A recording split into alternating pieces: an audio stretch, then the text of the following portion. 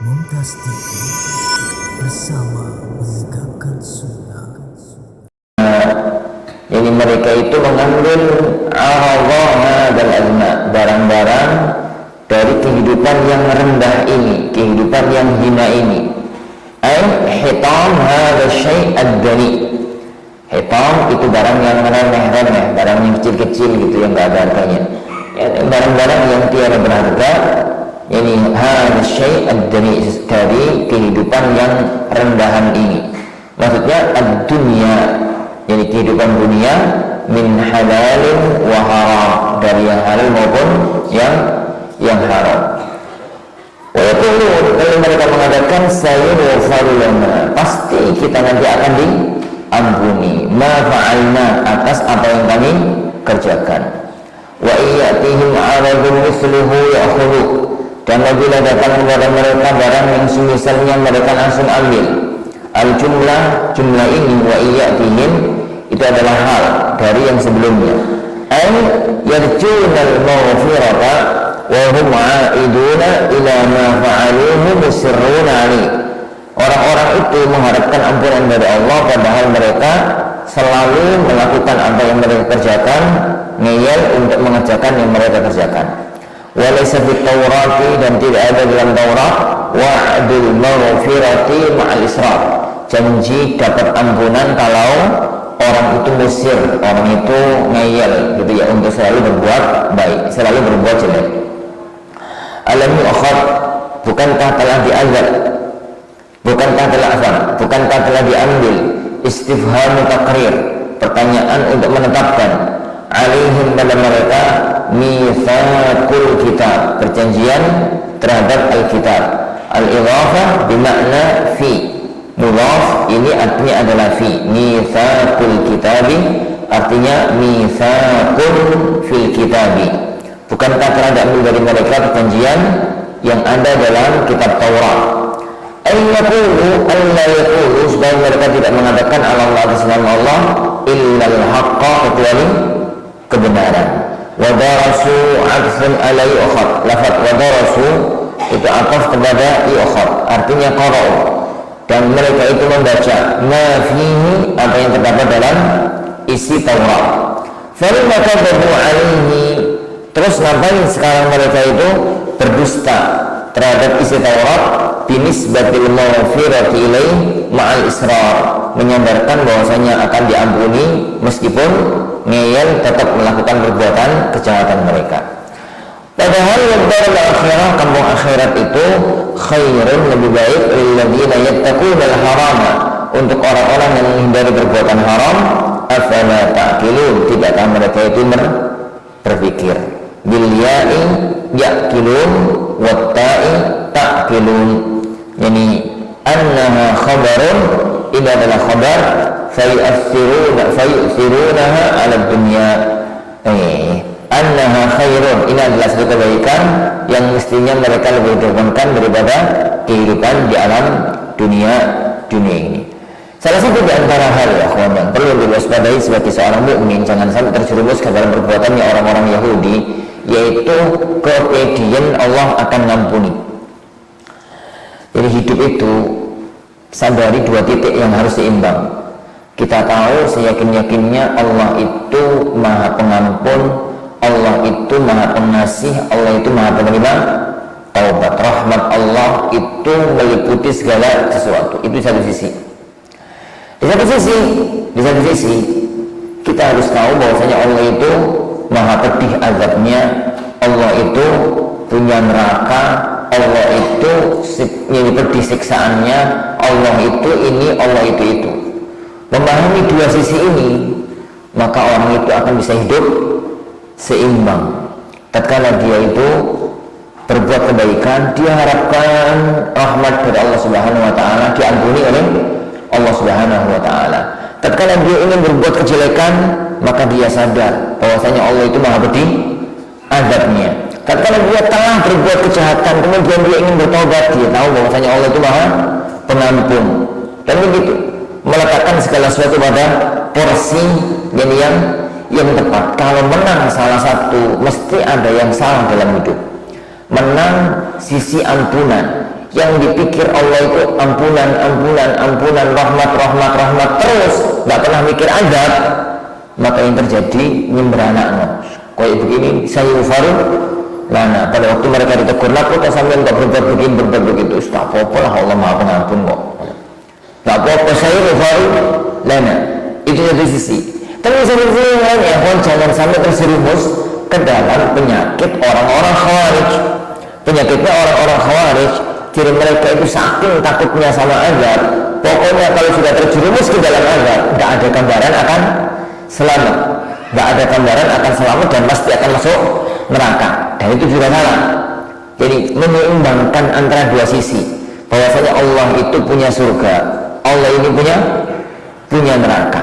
Jadi menyeimbangkan bahwasanya Allah Subhanahu wa taala itu punya pahala, Allah juga punya siksa, Allah itu mengampuni, Allah juga mengadab. Menyeimbangkan dua sisi itu yang sangat perlu untuk diseimbangkan. Jangan sampai salah penempatan, karena kalau sampai salah penempatan maka akibatnya adalah fatal dalam menghadapi ini kehidupan. Wallahu a'lam. Nah, walladzina yumsikun, dan orang-orang yang memegang teguh bitasydid wa takhfif. Bitasydid itu bacanya yumassikun, shinnya itu ditasydid. Kalau bitakhfif bacanya yumsikun. Yani sama-sama memegang teguh. Orang-orang yang memegang teguh bil kitab, terhadap isinya Alkitab, minhum di kalangan mereka, kitab Taurat maksudnya, wa aqamus salata, dan mereka mendirikan salat. Ini isyarat bahwasanya salat itu sudah ada sebelum zaman Rasulullah SAW. Bedanya salatnya mereka bukan salat 5 waktu kayak puasa, itu tidak ada sebelum zaman Rasulullah SAW. Bedanya puasa mereka bukan puasa Ramadan, tapi umat-umat sebelum Islam itu ada puasa, ada sholat. Bedanya yaitu tata caranya itu berbeda. Wa aqamus shalah, dan mereka mendirikan salat.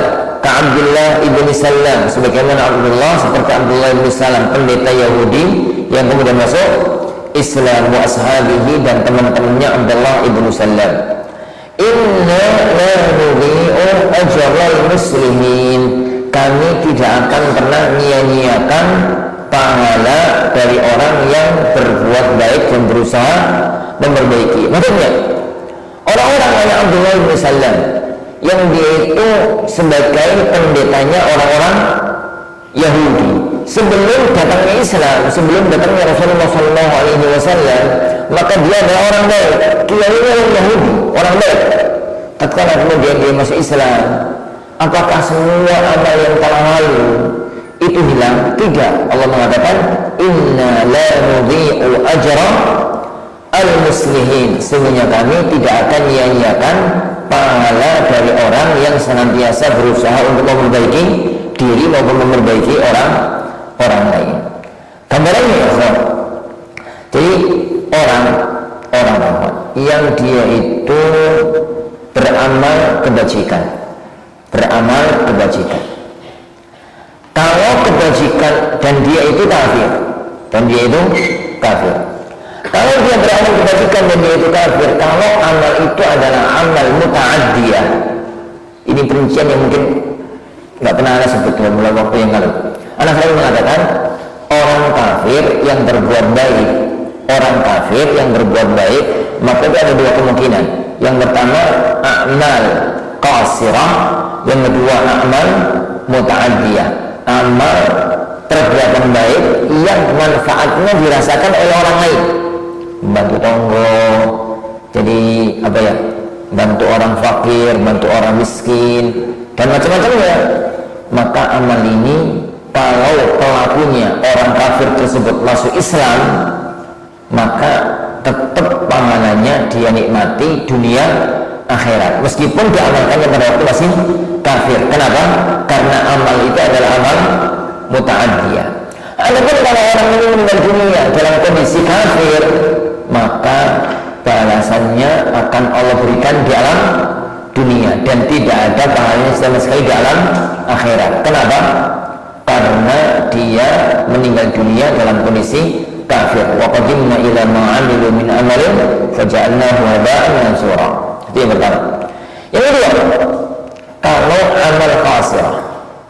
Amal qasirah ya ikhwan, itu ada dua kemungkinan. Kemungkinan yang pertama, kalau tatkala dia mengamalkan itu, tatkala dia mengamalkan amal perbuatan itu, tatkala itu amal perbuatan itu sudah salah. Dalam arti zaman turunnya Islam, zaman sekarang ini sudah ada Islam, kemudian ada pendeta Hindu, pendeta Buddha, ada pendeta Yahudi, pendeta Nasrani, mereka melakukan amal kebajikan, maka nggak akan ada fungsinya amal ibadah, maksudnya nggak akan ada fungsinya. Tatkala masuk ke dalam Islam, maka amal itu tidak ada fungsinya sama sekali di hadapan Allah Subhanahu wa Ta'ala. Letak masalah yang ada pada Abdullah bin Salam adalah orang yang mengamalkan amal kebaikan saat dalam agama Yahudi, dalam agama Nasrani, saat Islam belum datang. Tatkala itu Islam belum datang, mereka sudah berbuat baik. Tatkala kemudian dia itu masuk ke dalam agama Islam, setelah Islam datang, kemudian dia masuk ke dalam agama Islam datang, maka bagaimana dengan amal-amal yang lalu? Amal-amal yang lalu tetap sebagai amal kebajikan, tetap sebagai jadi amal kebajikan. Kenapa? Tatkala dia melakukan amal perbuatan itu adalah amal baik sesuai dengan syariat agama yang pada waktu itu masih berlaku. Dan itu yang ada pada Abdullah bin Salam dan teman-temannya. Makanya Allah mengatakan, inna la nudhi'u ajral muslihin. Kita tidak akan pernah menyia-nyiakan pahala dari orang yang berbuat baik. Al-jumlah khabar. Jumlah ini inna la nudhi'u ajral muslihin adalah khabar dari alladzina. Wa fihi, dan dalam ayat ini ma'wadul zahir mawdi'al mudhar, meletakkan isim zahir di posisi isim dhamir, ay ajrahum. Firman Allah Subhanahu wa taala, walladzina yumassikuna bil kitabi wa aqamus salah inna la nudhi'u ajrahum. Mestinya begitu. Jadi mestinya itu inna la nudhi'u ajrahum. Orang-orang yang berpegang teguh kepada isi kitab Taurat dan mengerjakan salat, maka kami tidak akan menyia-nyiakan pahalanya mereka. Mestinya begitu. Tapi kenapa kalau Allah Subhanahu wa taala ganti lafaz ajrahum menjadi ajral muslihin? Isyarat bahwa orang-orang yang memegang isi Taurat dan orang-orang yang salat versi Taurat adalah orang-orang baik sebelum turunnya Islam. Mereka adalah orang-orang baik. Sehingga Allah Subhanahu wa taala tidak melafazkan ajrahum, tapi ajrah al-muslihin, menunjukkan bahwasanya dia itu adalah orang-orang yang baik. Nah, contohnya kalau dalam bahasa Indonesia, jadi saya ini hadiah ini, saya punya hadiah, akan saya berikan kepada kelas 3 aliyah. Jadi karena hadiah ini hanya saya akan berikan kepada orang-orang yang serius dalam belajar. Berarti maknanya orang kelas 3 aliyah tadi serius. Jadi karena saya sebutkan sifat itu setelah bahwasanya barang ini berhak untuk mereka dapatkan. Wa idh nataqnal jabala wa wadhkur, dan ingatlah idh nataqnal jabala ay rafa'na, tatkala kami angkat gunung, min aslihi, dari akar-akari. Gunung itu kan oleh naik di atas permukaan bumi ada yang akarnya, dan akarnya itu lebih besar dibandingkan gunung itu sendiri. Ini akar gunung yang di dalam bumi itu namanya kaki. Ya kaki. Kok akar? Kalau lereng itu masih di permukaan tanah. Ini yang di dalam permukaan tanah. Akar gunung apa kaki gunung? Ya wis lah, terserah. Idh nataqnal jabala ay rafa'nahu min asli. Kami angkat gunung itu min aslihi, jadi sayang dalam tanahnya itu. Tarim kaki ini terserah. Fauqahum, di atas mereka, di atas orang-orang Bani Israil. Ka'annahu billatun, seakan-akan itu adalah naungan. Jadi Allah Subhanahu wa taala itu mencabut gunung itu dicabut, akar itu dicabut, ditaruh di atas pemukiman Bani Israil. Itu karena ambruk mulai mati kabeh. Ini ditaruh di atas pemukiman Bani Israil. Dan mereka itu sudah yakin annahu waqi'un bihim, gunung itu akan jatuh menimpa mereka. Saqitun alaihim, akan jatuh menimpa mereka. Biwa'adillah iyahum biwuqu'ihi, karena ancaman Allah bahwasanya gunung ini akan menimpa mereka. Illam yaqbalu ahkam Taurat, kalau mereka tidak mau menerima hukum yang ada dalam kitab Taurat. Dan mereka orang-orang Bani Israil itu abauha, mereka itu menolak isi Taurat, lifiqaliha, karena isi kitab Taurat itu berat. Jadi kalau kita Allah ini wa iyyakum, nikmatnya menjadi orang yang dikasih oleh Allah hidayah, banyak-banyak bersyukur kepada Allah, pertahankan hidayah ini, istiqomah di atas hidayah ini, semoga nikmat Allah yang tidak Allah cabut. Kenapa? Fitrahnya manusia itu butuh agama. Fitrahnya manusia itu butuh agama.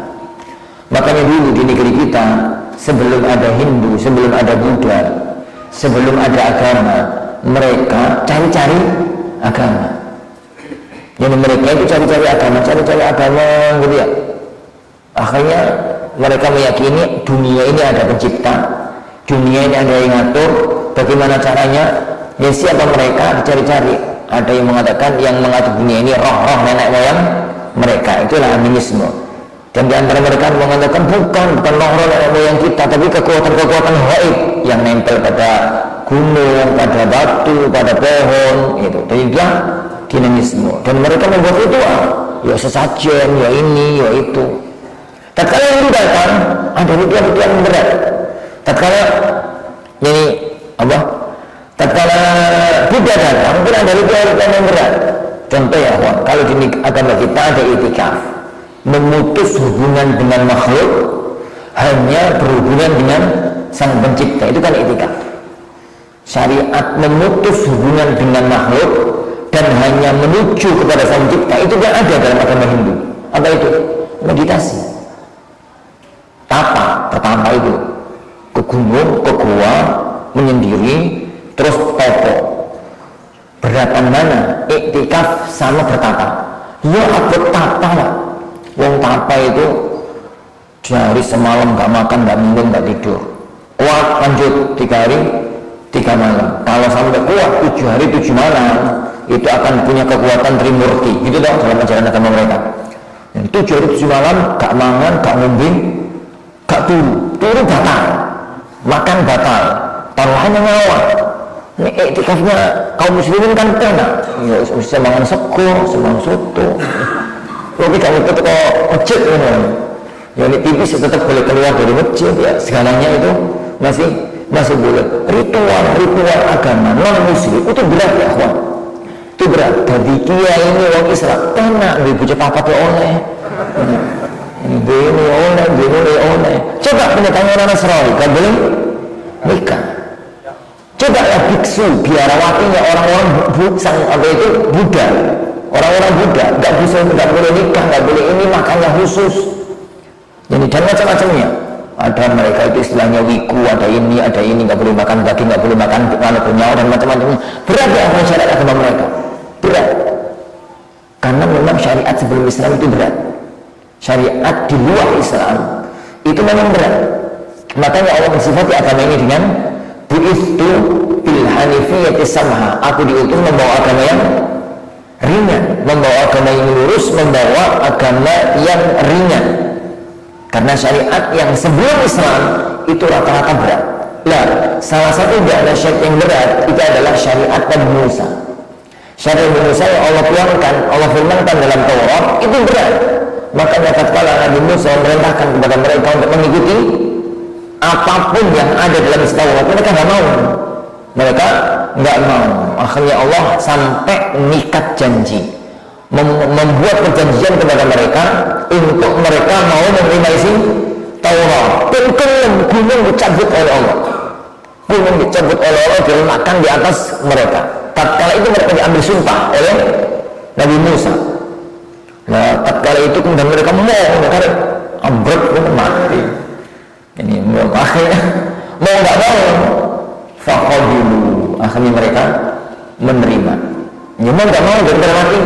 Ini faqabilu, akhirnya mereka menerimanya. Maka berbahagia, kawan, beruntung menjadi umat kaum muslimin. Islam itu agama mudah. Sudah mudah kalau dalam satu dua kondisi Anda yang berat, ada rukhsah, ada keringanan. Nah, kalau kemudian ternyata kok saya merasa berat kalau rukhsah, ya artinya sampean yang bermasalah. Hati kita yang bermasalah, merasa berat sesuatu yang mestinya enggak berat. Wa qulna lahum, dan kami katakan kepada mereka, khudhu ma bainakum, ambillah apa yang kami berikan kepada kalian, biquwwatin, dengan sungguh-sungguh, bijiddin wa ijtihad, dengan sungguh-sungguh, wa dhkuru ma fi, dan ingatlah yang terdapat pada Taurat itu, bil fi'li bihi, dengan mengerjakannya, la'allakum tattaqun, semoga kalian menjadi orang-orang yang bertakwa. Jadi orang-orang yang bertakwa. Gimana kabarnya ya, sebagaimana yang kemarin kita kabarkan. Oh, wong berbuat salah dosa besar, tidak tobat, dibunuh, taruhannya mati. Taruhannya itu mati. Ini kemudian kalau ada baju mulai katakan najis, dia dipotong, nggak boleh dicuci, tapi harus dipotong. Dan berbagai macam syariat yang lainnya, syariat yang berat yang ada pada mereka. Ini hari Sabtu nggak boleh kerja total. Kalau muslimin kami hari Jumat itu pun nggak semuanya, mulai azan sampai selesai sholat itu tak 1 jam, sampai ke 1 jam, nggak sampai.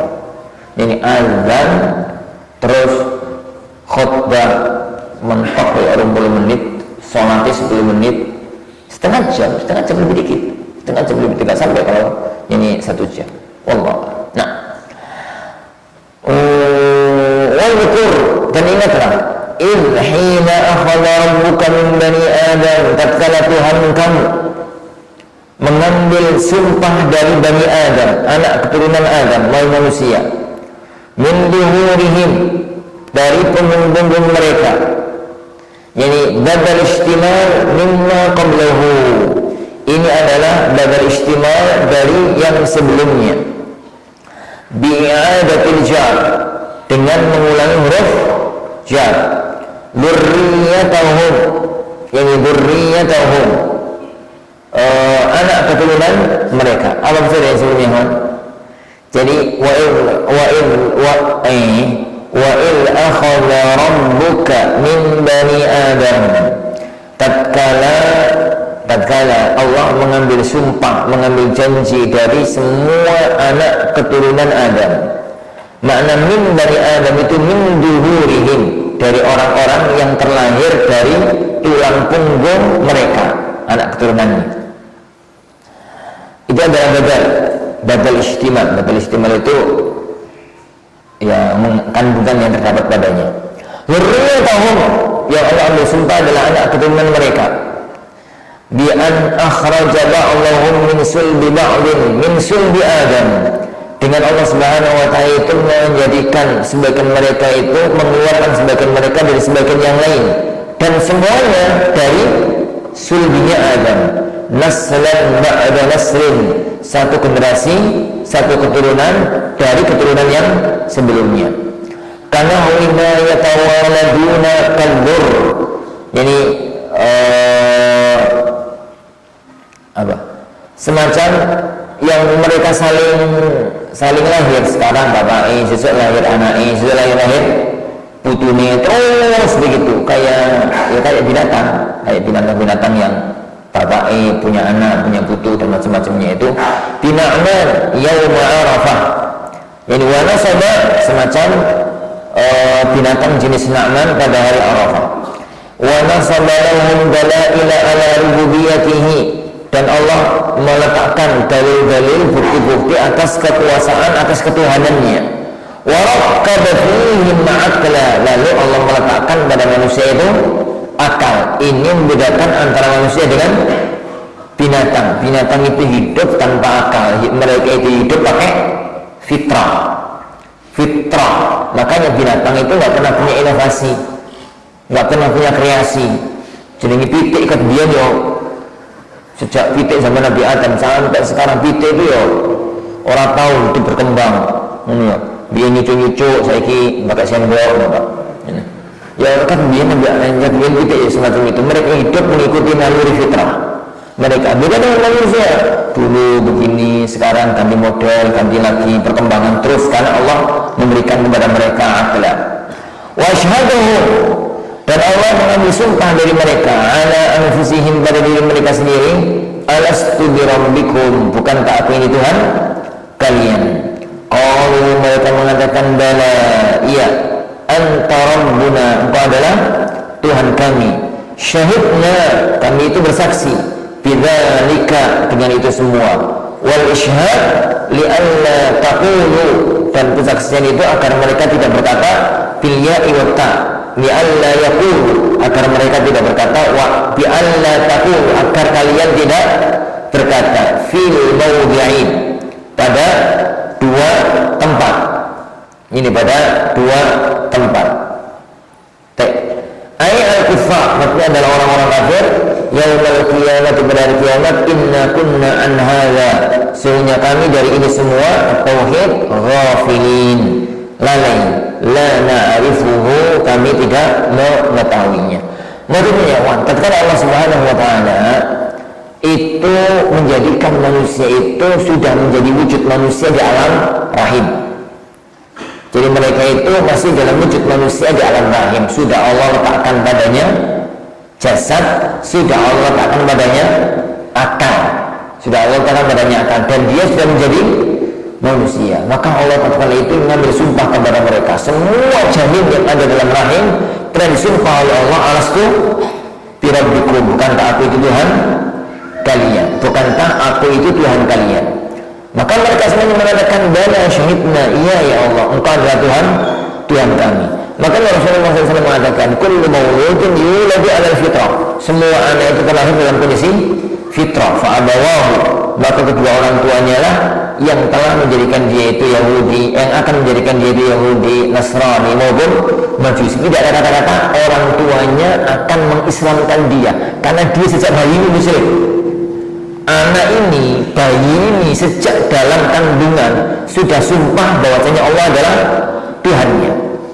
Pada waktu keluar baru terkena pengaruh luar. Pengaruh pertama dan utama adalah orang tuanya. Maka akhirnya orang tua menjadikan anak ini berubah dari keislaman fitrahnya kepada Yahudi, keislaman fitrahnya kepada Nasrani, Majusi, dan agama-agama yang lain. Lalu kata Allah Subhanahu wa taala, jangan sampai ada orang yang mengatakan, nah aku gak tahu diajari, aku tuh gak pernah diajari tentang tauhid. Tidak, semua orang pernah Allah kasih fitrah itu pada waktu masih di alam lain. Meskipun mungkin ya kawan, kalau ternyata pada waktu lahir sampai meninggal dunia gak pernah dengar tentang Islam, gak pernah tahu tentang Islam, maka dia tetap tidak punya beban syariat dan akan Allah uji nanti pada hari kiamat. Gambarannya ada orang di suku Asmat, tahu suku pedalaman yang sangat dalam. Orang-orang di situ sak kampung itu semuanya masih animisme, dinamisme. Kemudian tidak ada berita luar bisa masuk, tidak ada orang dalam bisa keluar, tidak ada orang luar bisa masuk. Ya tidak ada TV, tidak ada ini, tidak ada itu. Bayi ini ada orang meninggal dunia di usia 7 tahun, nggak kenal kecuali apa itu keyakinan yang ada di kampungnya. Nggak pernah dengar azan, nggak pernah ada lihat orang sholat, nggak pernah ada lihat orang jilbaban, nggak pernah, pokoknya nggak tahu apa-apa lah. Meninggal dunia. Orang semacam ini hukumnya adalah hukum orang-orang yang di dunia dihukumi sebagai orang mati kafir, tapi di akhirat dia itu tahtal mihnah, akan diuji oleh Allah Subhanahu wa taala. Lolos ujian dia selamat masuk surga. Enggak lolos ujian, dia akan masuk ke dalam neraka. Dia itu tidak akan masuk ke dalam neraka. Wallahu a'lam. Nah, ujian bentuknya apa? Ada perbedaan panjang di kalangan ulama mengenai masalah itu. Jadi pendapat yang paling kuat, Allah Subhanahu wa taala menampakkan apa kamu ke dalam hati. Kalau dia taat, maka dia akan masuk ke dalam surga. Kalau dia itu nggak mau, maka dia akan masuk ke dalam neraka. Kenapa? Allah akan mengatakan kepadanya, "La wis di akhirat tuh, sampai tak akan mlebu, tak perintahkan nggak mau, apalagi selama masih dalam dunia, apalagi selama masih dalam dunia." Wallahu a'lam bishawab. Itu adalah masalah gaib. Tapi yang penting, orang-orang semacam itu di dunia mati kafir, tapi di akhirat serahkan urusannya hanya kepada Allah Subhanahu wa ta'ala.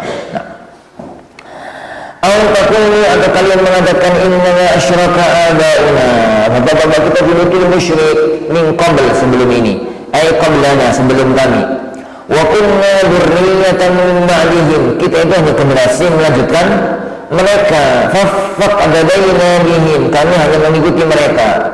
Afatuhlikuna, ya Allah, apakah engkau akan mengadab kami bima fa'al mubtilun, dengan dilakukan oleh orang-orang yang tukang batil, orang-orang yang rusak gitu. Min adaina, dari kalangan bapak-bapak kita, nenek moyang kita, bitaksisi syirki, dengan memulai bangun kesyirikan. Al-makna la yumkinuhum ihtijaj bidzalik, yani mereka tidak mungkin bisa berhujjah dengan itu, ma'ashhadihim ala anfusihim bitauhid, padahal dulunya mereka pernah bersumpah untuk bertauhid. Kapan ini? Saat masih di alam rahim. Ini wa tadhkir bihi ala lisan sahibil mu'jizah, kemudian Allah mengingatkan itu dengan lisan pemilik mukjizat Rasulullah sallallahu alaihi wasallam, qaimun maqama dzikrihi fin nufus, itu yang mengingatkan, mengambil posisi tatkala dulu Allah mengingatkan pada waktu masih wujudnya itu adalah jiwa yang masih dalam rahim. Maka manusia itu dua sisi. Semua orang terlahir itu membawa Islam, mengakui kalau Allah itu Tuhannya. Makanya fitrah manusia itu mesti cari Tuhan, karena sebenarnya di hati nurani yang terdalam dia itu pernah yakin adanya Tuhan, pernah bersumpah terhadap pencipta alam semesta. Tapi begitu dia keluar mesti cari Tuhan.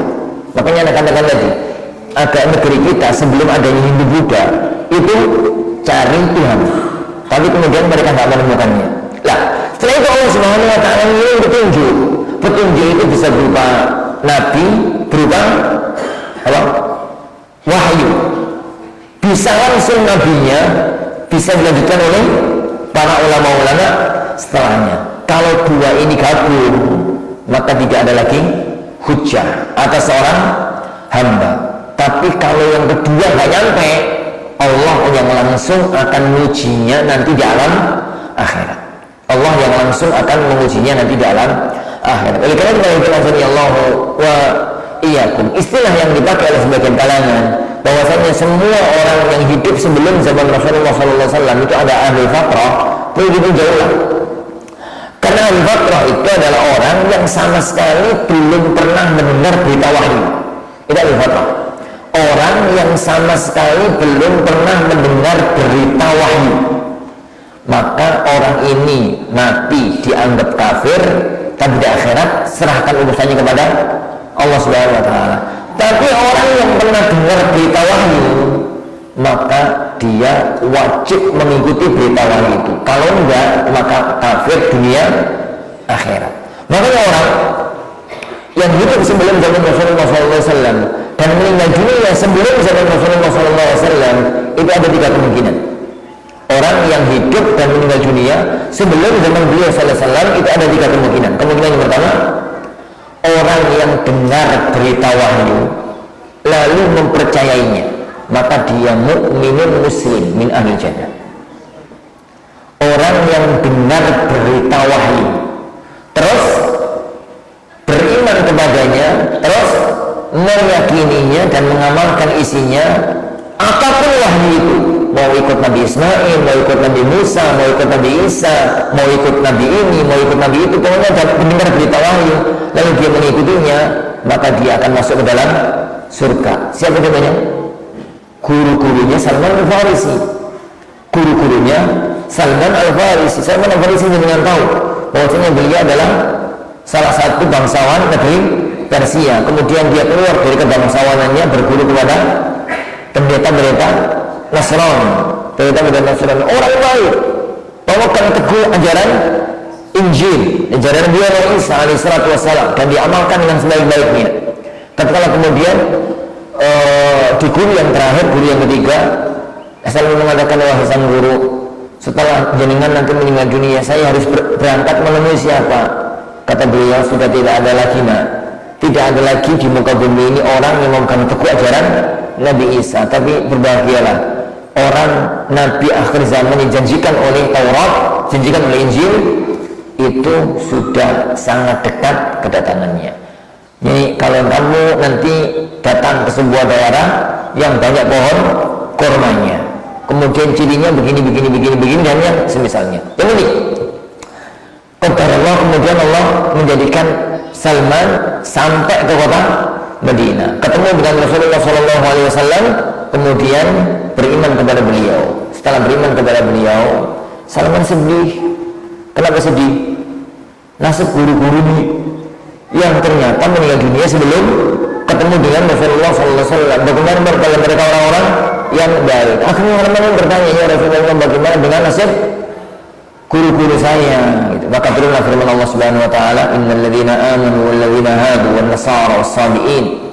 Yani man amana minhum billahi wal yawmil akhir wa yani fala khaufun alaihim wa lahum yahzanun. Semua orang-orang yang beriman, orang-orang Yahudi, orang-orang Nasrani, dan agama-agama yang lain, kalau mereka itu mau beriman kepada Allah hari akhir dan beramal saleh, maka mereka tidak akan takut menghadapi akhirat dan tidak akan sedih meninggalkan dunia. Maksudnya menjadi masuk ke dalam surganya Allah Subhanahu wa Ta'ala. Ini kelompok yang pertama. Kelompok yang kedua, dari mana itu? Orang-orang yang hidup sebelum zaman Rasulullah SAW meninggal dunia sebelum itu. Yang kedua, orang yang mendengar berita wahyu terus mengingkarinya. Ngerti kalau ada Nabi Musa dan Tauratnya, ngerti ajaran Nabi Isa dan Injilnya, ngerti ajaran Nabi Ismail dan ajarannya, tapi gak mempercayai satupun Nabi, maka mereka mati kafir dan bukan Abu Fatrah. Mereka mati kafir. Oleh karena itu ya, Abdul Muttalib itu divonis oleh Rasulullah SAW sebagai mati kafir. Amr bin Luhai dan macam-macamnya. Kenapa? Karena orang-orang Mekah itu rata-rata sudah mendengar berita kenabian Ismail. Orang-orang Mekah itu pada waktu ke negeri Syam, mereka ngerti ada agama Nasrani, ada agama Yahudi, tapi tidak percaya sama sekali, maka mereka adalah kafir dunia akhirat. Yang ketiga, orang-orang Arab, orang-orang pedalaman yang tinggal tengah-tengah padang pasir, sing ora tahu ketemu wong, nggak tahu berita apa-apa. Ini mereka yang hidup ya cuma berburu binatang, gitu aja, nggak pernah ketemu sama siapa-siapa, nggak pernah dengar syariat. Kemudian mereka meninggal dunia dalam kondisi semacam itu, mereka lah ahlul fatrah. Ahlul fatrah, orang-orang yang tidak pernah sampai kepadanya berita wahyu. Wallahu ini alam ini bi as-shawab. Nah, baik, kita lanjut.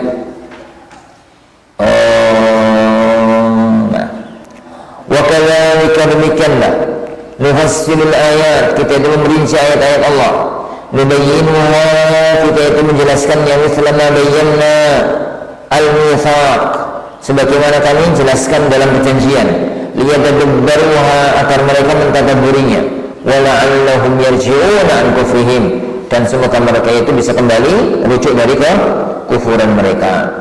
Watlu, dan bacakanlah ya Muhammad, wahai Muhammad, alaihim, kepada mereka, ay al-yahud, kepada orang-orang Yahudi, naba'a khabaral ladzi atainahu ayatina, berita cerita dari orang-orang yang pernah kami berikan kepada mereka ayat-ayat kami. Fansalakha minha, dan dia tinggalkan, ay kharaja bi kufrihi, dia keluar dengan kekufurannya, kama takhrujul hayyatu min jildiha, sebagaimana ular itu keluar dari kulitnya, melungsungi ya kalau kita. Orang ini namanya Bala'am ibn Ba'ura. Bala'am ibn Ba'ura. Wahwa Bala'am ibn Ba'ura min ulama Bani Israel, di kalangan dia itu termasuk ulama dari kalangan Bani Israel. Su'ila, dia itu diminta an yad'uwa ala Musa, untuk mendoakan kecelakaan kepada Musa. Wa dia ini syai', lalu dijanjikan akan diberi hadiah. Fada'a, lalu dia berdoa. Fanqalaba alaih, tapi doa itu kemudian berbalik mengenai dia sendiri. Wandala'a lisanuhu ala sadrihi, jadi lisannya itu arah doa, kasih doa, karena lisannya itu melet julur gitu sampai sini, sampai sadr, sampai dada. As-sadru itu anggota badan yang ketutup tulang rusuk. Anggota badan yang ketutup tulang rusuk itu sadr. Dari sini, atas sini kan sekat tulang rusuk ya. Dari sini sampai sini, pokoknya ketutup tulang rusuk ini namanya sadr. Itu namanya sadr. Nah, yang anggota badan bagian depan yang tidak ketutup tulang rusuk itu namanya batan. Itu namanya batan. Makanya ya, jadi kalau kita memahami dalam kajian fikih bahwasanya Rasulullah SAW itu kalau sholat wada ayatahu yumna ala yusra fi sadr. Jadi beliau itu meletakkan tangan kanan pada tangan kiri fi sadri, pada dada. Itu bukan ini. Ya bukan ini. Ya dada yang maksudnya adalah dada bawah. Ini dada bagian bawah. Tangan manusia itu tubuhnya normal, tangannya normal. Itu kalau tangan kanan ditekuk, tangan kiri ditekuk ya. Terus tangan kanan ditekuk, jangan dinaikkan, jangan diturunkan, secara otomatis dia itu di dada. Itu bagi yang nggak tangannya ketahuan, itu tubuh kependekan, itu bahasa orang yang nggak normal ya. Kita bahas orang yang normal. Itu kalau tangan kirinya tekuk, tangan kanannya ditekuk, mau mengambil posisi sedekap, secara otomatis letaknya di dada. Coba aja. Tangan kanan ini yang disentuh tulang. Ini seperti itulah. Menunjukkan bahwa itu posisi di dada. Oleh karena biasa melihat para ulama, Syekh Sudais, ini para ulama ini mereka tatkala ngimami di Haramain Syarifain, itu posisi tangannya di mana? Di sini. Ini begini sedekap. Ada itu sadar. Gimana tadi? Wandala'a lisanuhu ala sadrihi. Jadi Bala'am ini dalam riwayat yang lain namanya bukan Bala'am tapi Barsisa.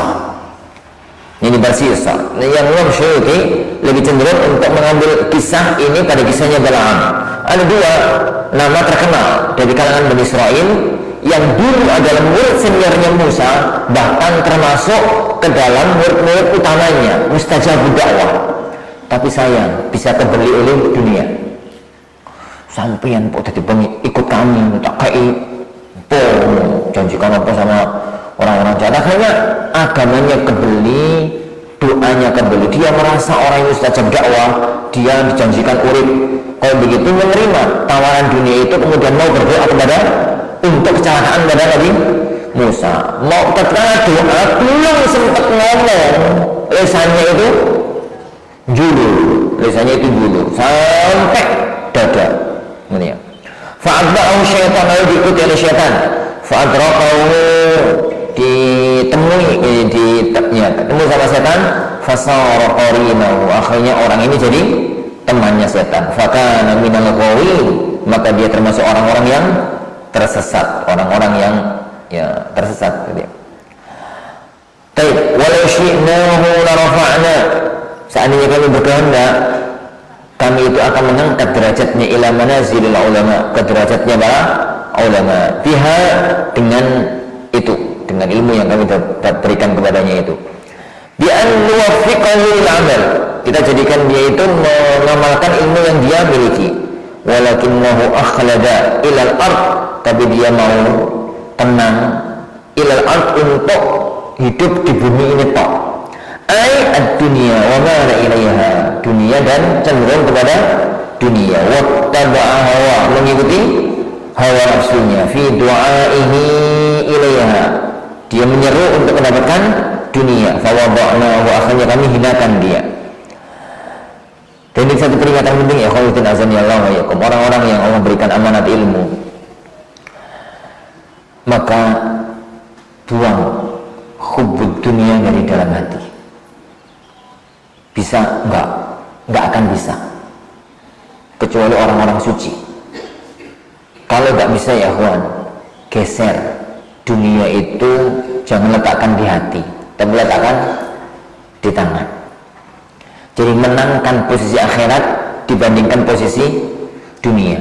Orang itu, yakni hanya orang-orang yang dekat hubungannya dengan Allah yang mampu memasukkan dalam hatinya sabda Rasulullah bahwasanya dunia itu kayak bangkai.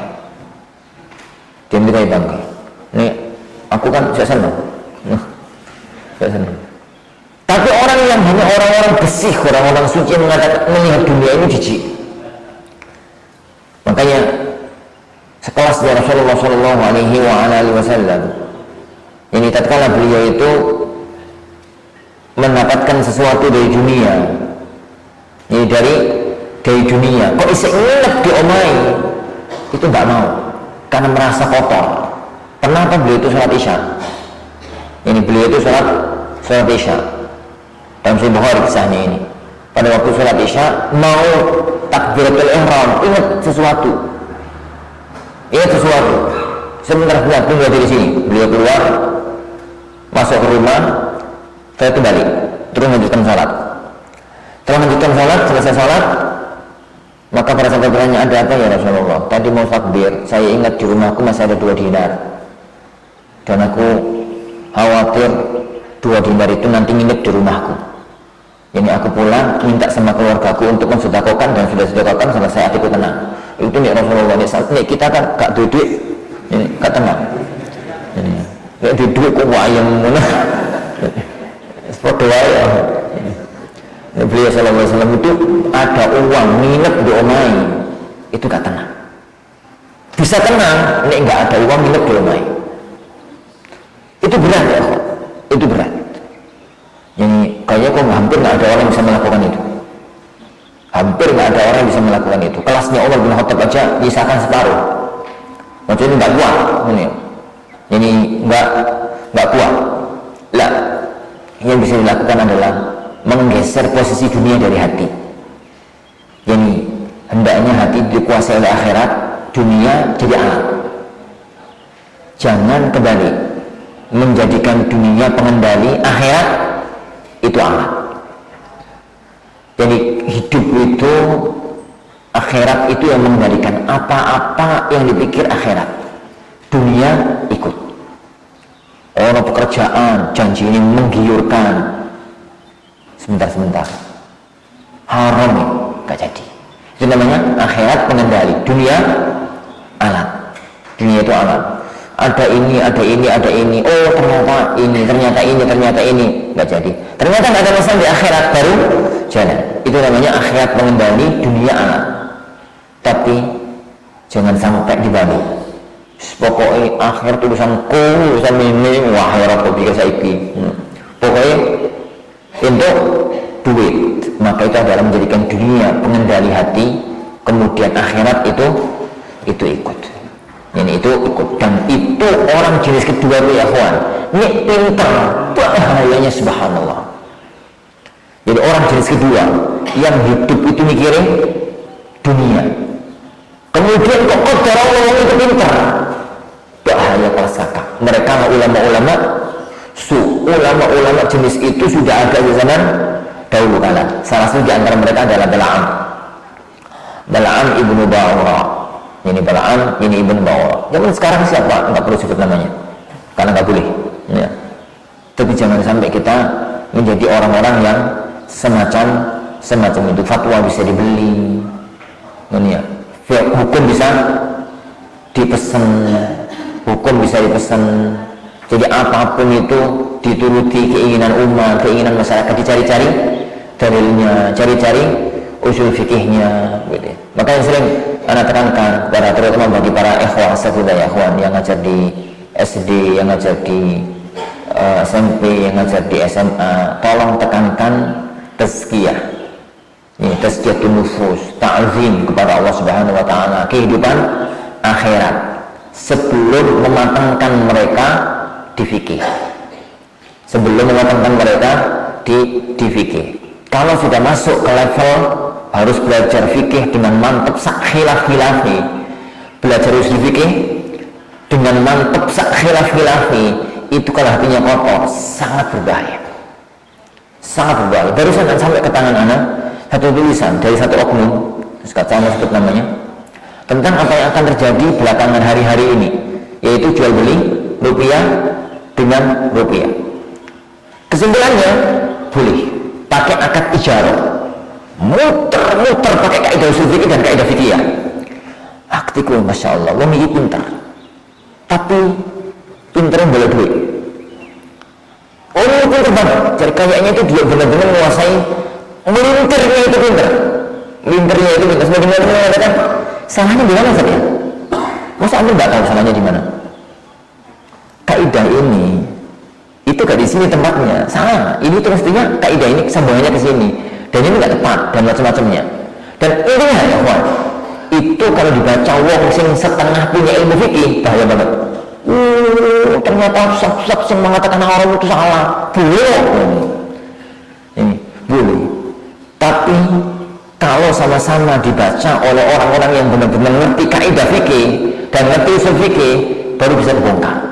Ini bisa terbongkar. Dan ikhwan, orang-orang semacam itu banyak. Itu sudah zaman dahulu. Kelas muridnya Musa ini, gak muridku, gak murid Al-Furqan. Muridnya Nabi Musa alaihissalatu wassalam itu mau dibeli dengan dunia untuk doakan celaka Nabi Musa. Ini murid Al-Furqan nih, pemenang. Ini pemenang murid Rahmah. Ini turun Rahmah, turun masih bagus. Yang murid Al-Furqan sini bener ya akeh. Kakek di ono, kakek ono.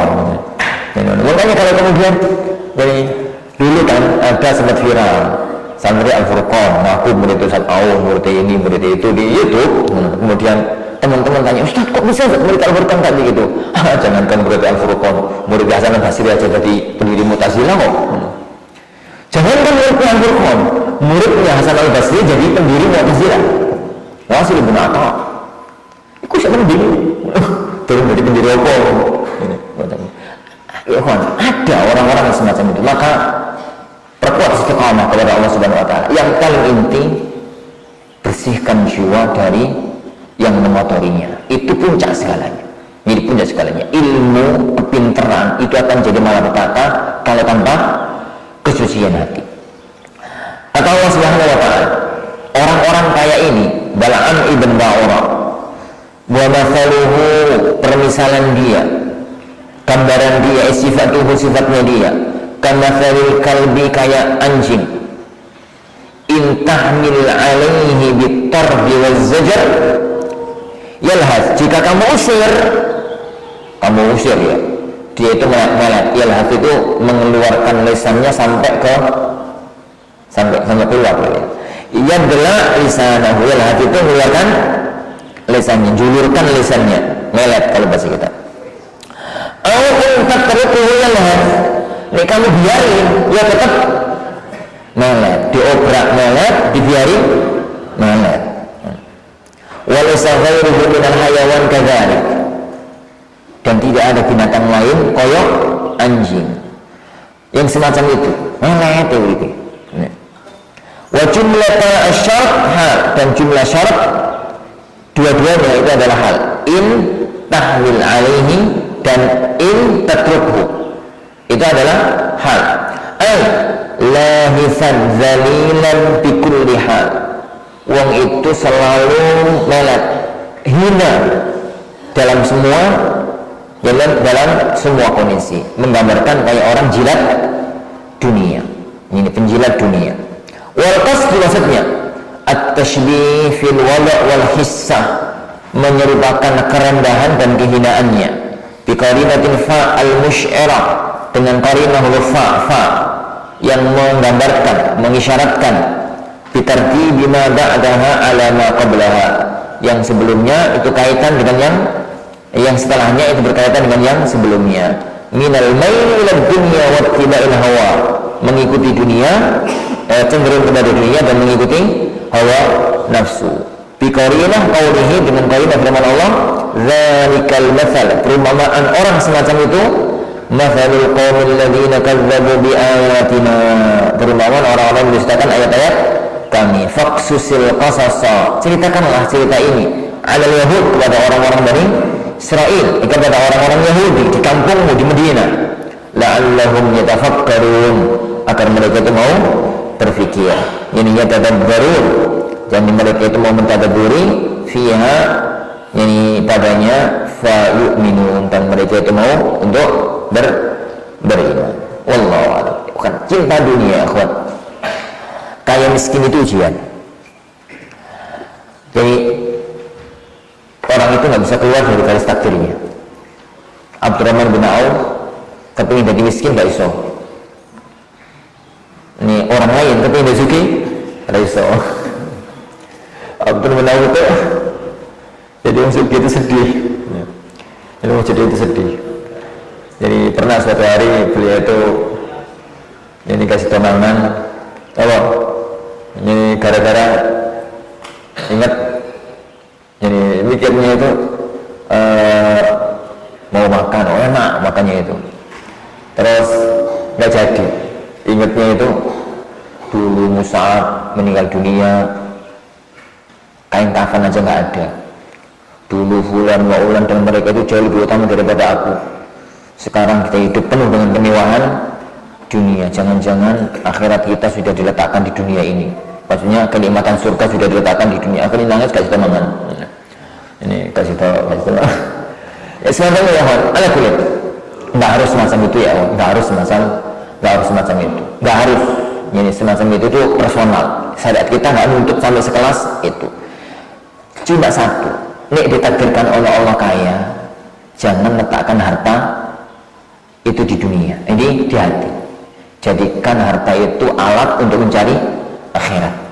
Jika ditakdirkan oleh Allah Subhanahu wa taala miskin, jangan letakkan harta di hati. Loh, kok duit kok? Ini orang miskin itu kalau meletakkan harta di hati tambah bahaya daripada orang kaya.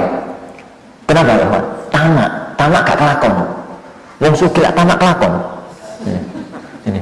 Wong sugih iku tamake kelakon, kepengin mangan ini kelakon, kepengin ngono kelakon, kepengin ikan kelakon, kepengin ini kelakon, kepengin ngono kelakon. Itu wong sugih. Sik lumayan ya, Pak. Tapi wong miskin ya tamak, mesakni dunia akhirat. Wong kau kepengin tamak gak situ. Mau pikir itu pengen duit mobil ini, pengen ngono, kasih sampai mati. Ini kayak betul mati. Terus hidup yang ngejar dunia, meninggalkan akhirat. Itu mesaknya ya. Ini mesaknya capek ini, urip capek itu hidupnya. Kadang-kadang dulu pada waktu kami masih di Libya, itu di tanah sebelah tanah kosong gitu ya, dibangun itu. Masya Allah, kita lihat orang-orang yang kerja, itu gak jauh-jauh dari kita. Saya dulu orang yang kerja itu ya gak mikir sholat, gak mikir apa, itu mesak nih, hati itu jadi mesak nih. Dunia itu sekali akhirati mungkin gak sholat. Ini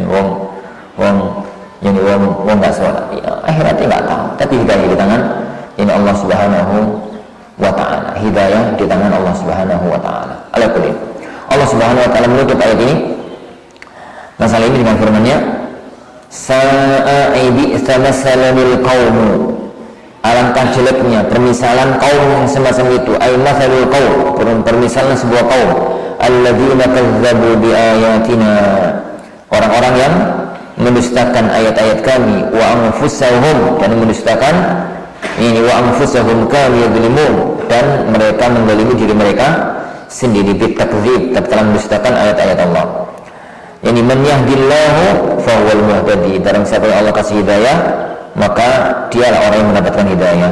Wa man yudlil, barang siapa yang Allah sesatkan, faulaika humul khasirun, mereka adalah orang-orang yang merugi. Jadi kita melakukan Allah Subhanahu wa taala hidayah dan istiqamah sampai kita meninggalkan dunia yang fana ini. Orang yang memahami akhirat, yang memahami akhirat, memahami takdir, memahami kehidupan, maka tenang dalam menghadapi hidup. Segala sesuatu sudah Allah gariskan. Segala sesuatu sudah Allah gariskan. Kita itu hanya mengejar sesuatu yang kita diperintahkan oleh Allah untuk mengejarnya, yaitu kehidupan alam akhirat nanti. Wallahu a'lam bishawab. Kita akhiri majelis kita.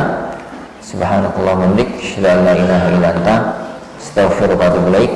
Sallallahu alaihi wasallam wa baraka ala nabiyyina Muhammad. Assalamualaikum warahmatullahi wabarakatuh.